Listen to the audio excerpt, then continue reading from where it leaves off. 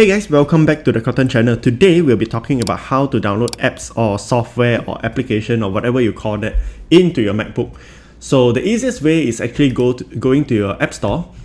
So if you go to your App Store, there are a bunch of apps that you can get. So let's say if you want to get OneDrive, all you need to do is just press on the get button and then key in the passwords and whatnot and all these things. And then if it's a paid thing, you just need to pay for them, I guess.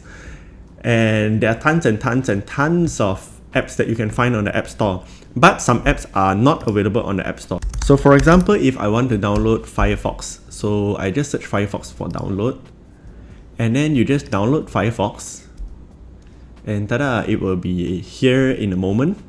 Okay, so once this is done, it should be either in your download folder or on your desktop, depending on how you set it. And you can actually just double click on this.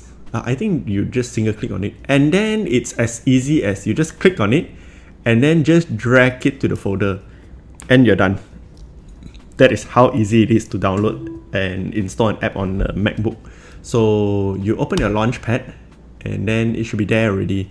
So if you want it to be easier for you, you can just click and drag on it and then just put it on your dock.